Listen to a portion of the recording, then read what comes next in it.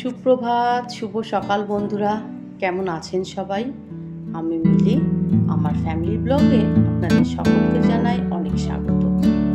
একদম সকাল সকাল রান্নাঘর থেকে ভিডিওটা শুরু করছি। আজ সোমবার। সোমবার মানেই তো বুঝতেই পারছেন ব্যস্ততম দিন। সকালবেলা উঠে ছেলেদেরকে পাঠিয়ে দিয়েছি।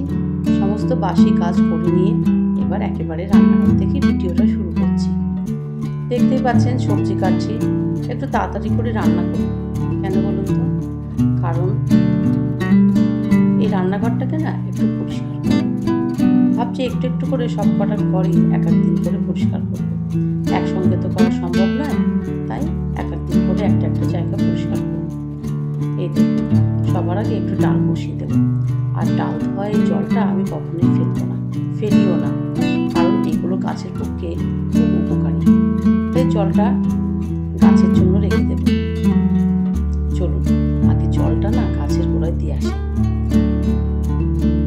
এই দেখুন, ডাল ধোয়া চাল ধোয়া জলগুলো যদি গাছের মধ্যে দেওয়া যায় না, গাছগুলো খুব সুন্দর হয়ে ওঠে, একদম সতেজ থাকে, আর ওদের খাদ্য পুষ্টি যাই বলুন খুব ভালো পরিমাণেই পেয়ে যায়।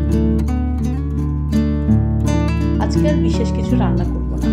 গতকাল তো চিকেন করেছিলাম, সেটা একটু থেকে গেছে, তাই আজকে নিরামিষ করব। কাল ছিল রবিবার, রবিবারের চিকেন তো হয়, চিকেন করেছিলাম, কিন্তু গতকাল আমি ভিডিও করিনি, তাই আপনাদের সামনে আর সেই ভিডিওটা নিয়ে আসতে পারিনি। যাই হোক, এখানে ডালের সঙ্গে আর কি করবো সেটা আপনাদেরকে দেখিয়ে দেবো। দেখতেই তো পেয়েছেন যে উচ্ছে কেটেছি, উচ্ছেটাকে না সর্ষে বাটা দিয়ে একদম চচ্চড়ি করবো।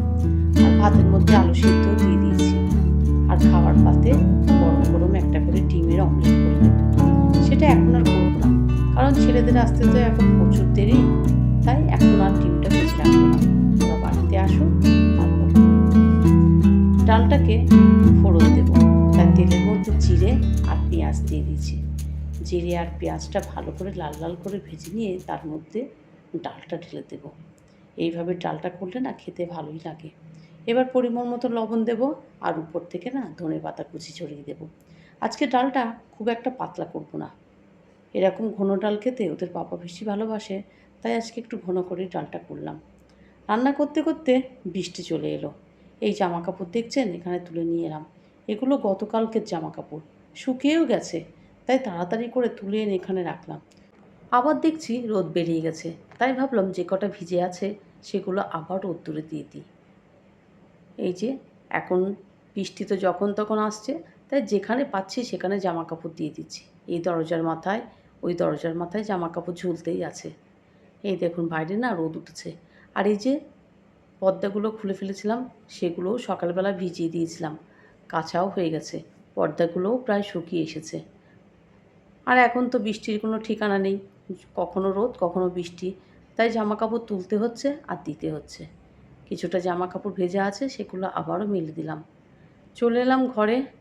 ঘরে এসে আগে বিছানাগুলো ঠিক করছি। ওইদিকে তো ডালটা হয়ে গেছে আর ভাতটাও বসিয়ে দিয়েছি। আর এদিকের গাছগুলো দেখেছেন আস্তে আস্তে না এত সুন্দর হয়ে উঠছে, সকালবেলা একবার করে দেখলে গাছগুলো মনটা ভরেই যায়। বিছানা ঝাড়তে ঝাড়তে তাই একবার গাছগুলোকে দেখে নিলাম। বিছানা ঝাড়া হয়ে গেছে, এবার ঘর তো মুছতে হবে, তাই তার আগে ঘরটাকে ভালো করে ঝাড় দেব।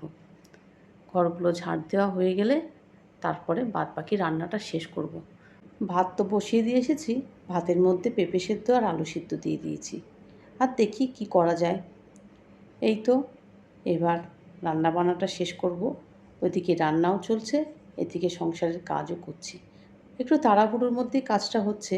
ওই যে বললাম আজকে রান্নাঘরটার কিছুটা অংশ পরিষ্কার করব। পুরোপুরি পরিষ্কার করতে পারবো না, কারণ সব কিছু পরিষ্কার করতে গেলে না পুরো রান্না টান্না বন্ধ করে সকাল থেকে কাজে লাগতে হতো। ঘরগুলো ঝাড় দিয়ে এবার মুছতে চলে এলাম। এতগুলো ঘর একসঙ্গে মুছতেও অনেকটাই সময় লাগে, তাই একটু সময় নিয়ে ঘরগুলো মুছে নিচ্ছি। আপনারা তো আমার এই দুটো ঘর দেখতে থাকেন। এই পাশেও কিন্তু আমার শ্বশুরমশাইয়ের ঘর আছে, সেটা আপনাদের এখনও কোনো দিন দেখাইনি। যেদিন একটা হোম ট্যুর করব সেদিন আপনাদেরকে সব কিছু ঘুরিয়ে দেখাবো। রান্নাবান্না আমার কিন্তু কমপ্লিট হয়ে গেছে, টেবিলে নিয়েও নিয়েছি, আর এদিকের ঘরগুলোও মুছে ফেলেছি। কিন্তু রান্নাঘরটা এখন মুছবো না, ওই যে বললাম রান্নাঘরটাকে আজকে একটু ডিপ ক্লিন করবো। তাই চলে এলাম রান্নাঘরটাকে আগে পরিষ্কার করতে। সবার আগে এই কাউন্টার টপটাই পরিষ্কার করব, আর গ্যাসের দিকটা করব।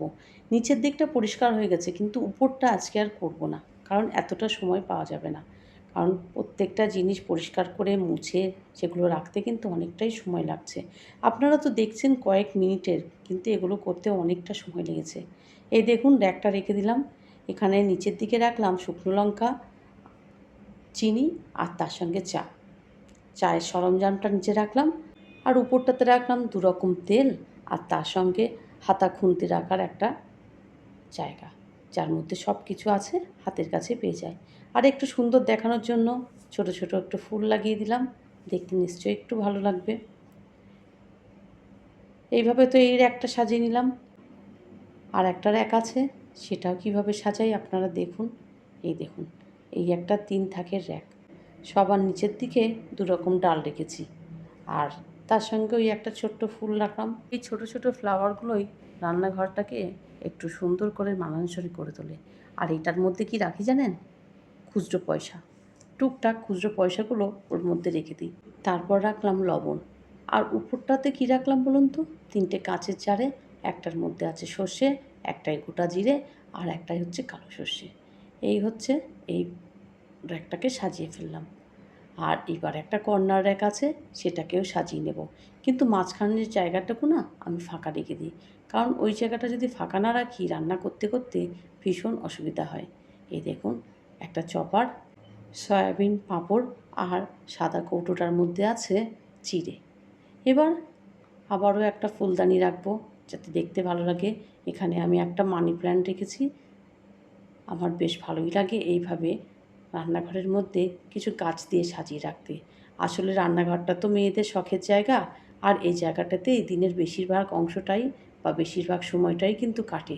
তাই রান্নাঘরটা যদি সুন্দর পরিষ্কার পরিচ্ছন্ন থাকে, রান্না করেও শান্তি লাগে, দেখতেও ভালো লাগে, মন থেকেও যেন শান্তি পাওয়া যায়। আমার এই রান্নাঘর সাজানোর আইডিয়াটা আপনাদের কেমন লাগলো অবশ্যই কমেন্ট করে জানাবেন। আজ তাহলে আসি, আবার আসবো নতুন একটা ভিডিও নিয়ে। সবাই খুব ভালো থাকবেন, সুস্থ থাকবেন, সাবধানে থাকবেন, আর ভিডিওটা ভালো লাগলে অবশ্যই একটা লাইক করে দেবেন।